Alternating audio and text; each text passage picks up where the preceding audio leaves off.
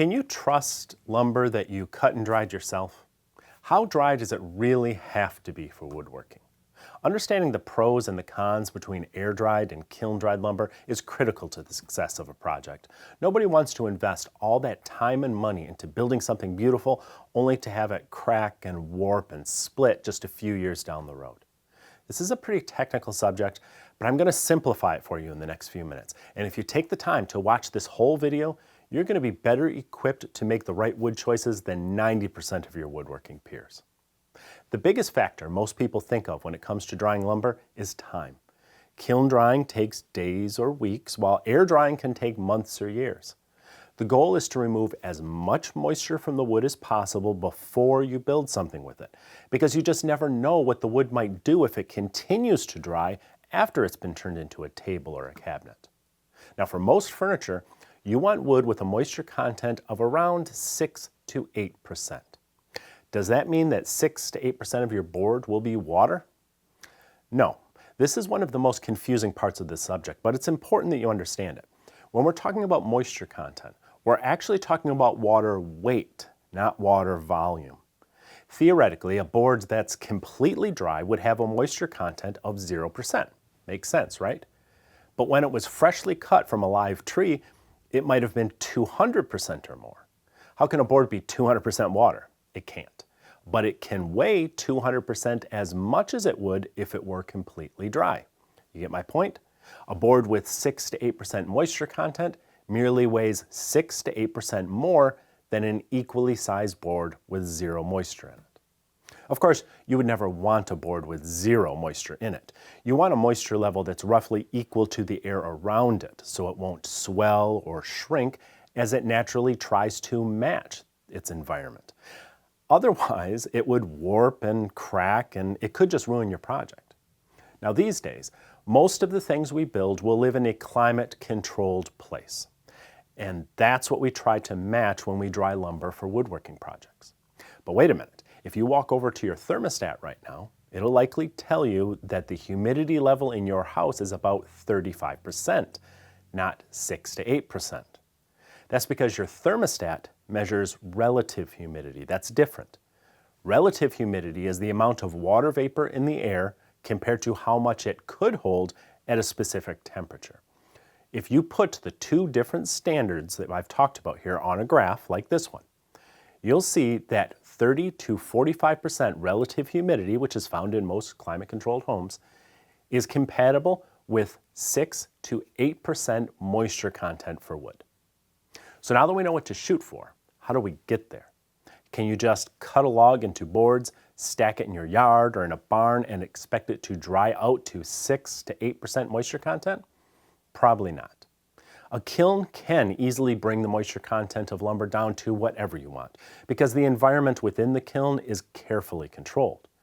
But air drying relies on the moisture in the air outside, and that's not something you can control. Even if you keep the rain off it, a moisture content of 12 to 15% is probably the best you can achieve outside of a desert climate. That's the biggest downside of air-dried lumber. Whether you do it yourself or you buy air-dried wood from someone else, it simply may not be dry enough for furniture. So does that mean you can only build with kiln-dried lumber? No, not at all. You might still be able to get the moisture level in your lumber to acclimate a bit more to the relative humidity in the place where the finished project will live if you take and stack the lumber in that space with stickers or spacers between the boards, so you'll get plenty of airflow through the stack. This can take several weeks depending on the original moisture content and the thickness of the boards, which is why many woodworkers prefer kiln-dried lumber. Of course, that doesn't mean kiln-dried lumber is always ready to go at any moment without time to acclimate. We can make a whole video about the importance of acclimating your lumber before you use it. My point is that air-dried lumber suffers from the disadvantage of higher moisture content, and so you have to take more care. I do not recommend going out to the wood pile, grabbing a board, and immediately making something with it without checking the moisture content and probably letting it sit for a while. Now, lest I sound like I'm down on air-dried lumber, let me be clear that there are some real advantages to it.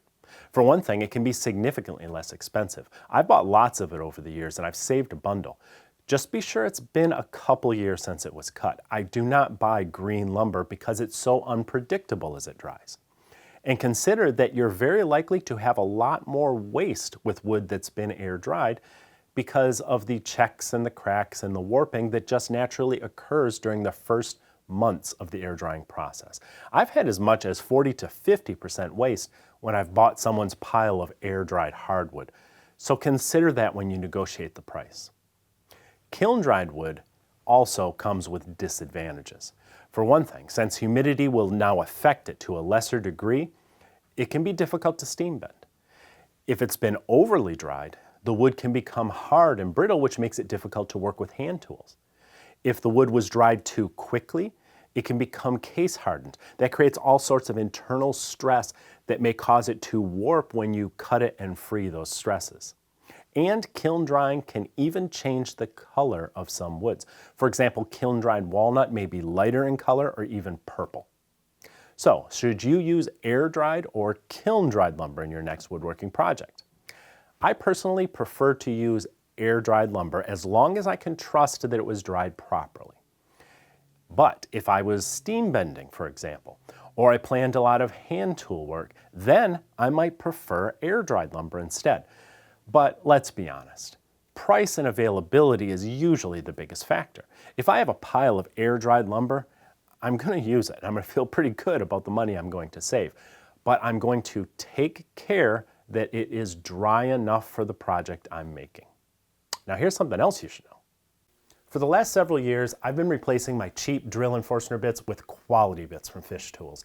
They're a family-run company that still forges their bits the old-fashioned way. Try replacing your most used bits with Fish bits using the links in the notes below this video, and you'll see why I love them so much.